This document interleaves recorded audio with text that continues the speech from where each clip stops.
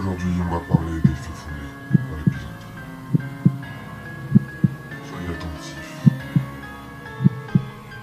Parce que ça ne s'arrête pas tous les jours comme ça. Et oui, le décor a changé. Oui, je le sais.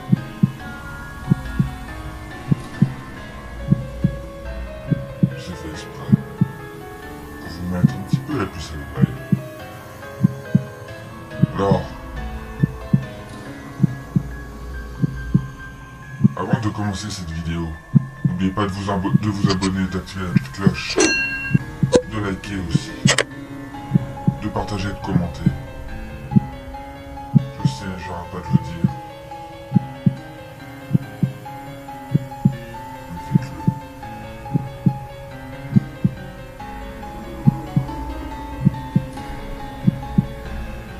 Tout de suite! Maintenant que ça c'est fait, vous pouvez regarder la vidéo. À tout à l'heure.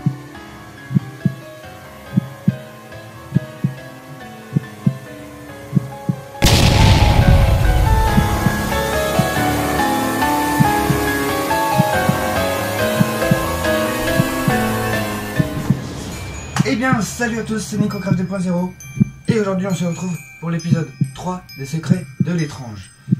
Avec un petit changement dans le décor, je sais pas si vous avez vu. On n'a plus la télé au-dessus de l'étagère, mais on a la télé juste là.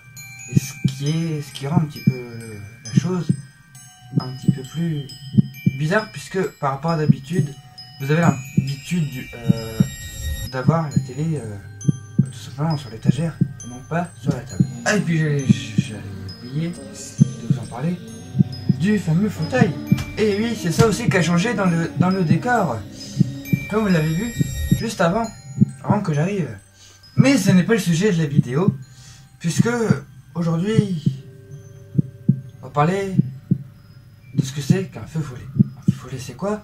C'est tout simplement une manifestation, une petite flamme, ce qui s'apparenterait à une petite flamme, et on a la télé qui s'éteint, bien évidemment, quand ce n'est pas le moment, comme d'habitude.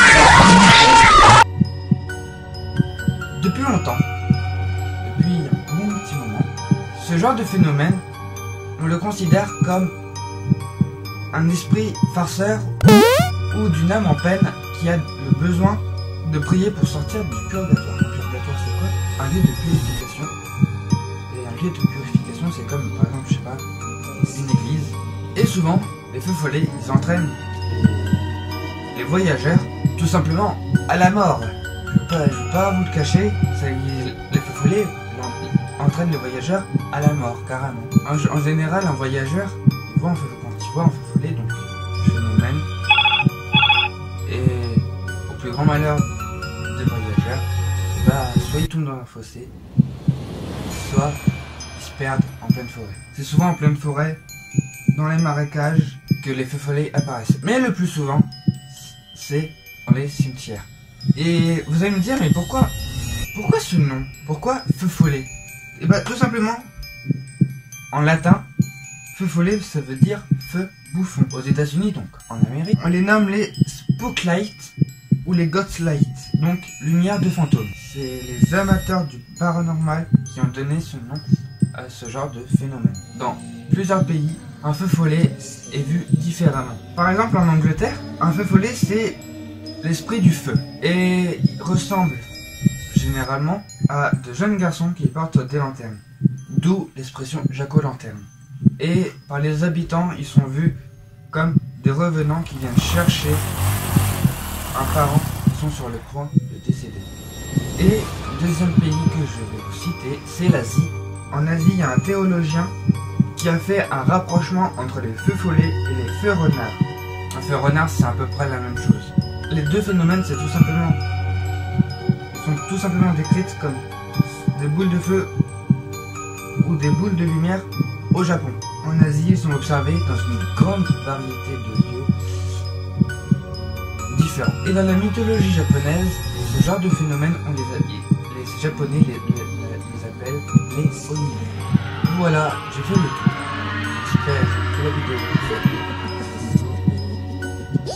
Pius!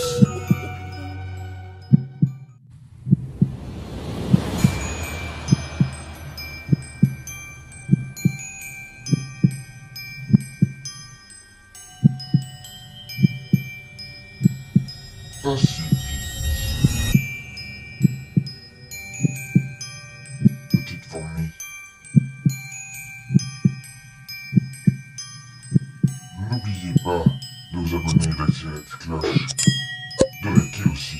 Hein. Très important tout ça. Très important. Sinon je viendrai. Faut pas oublier ça. Alors maintenant, abonnez-vous. Et le prochain épisode,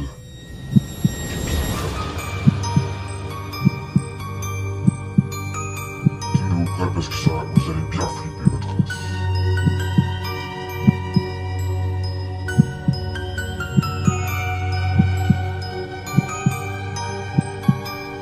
Alors, à dans l'épisode 4.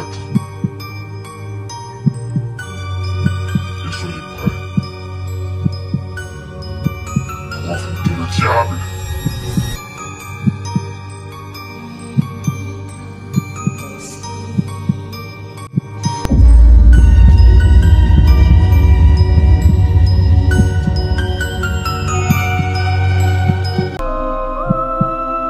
C'était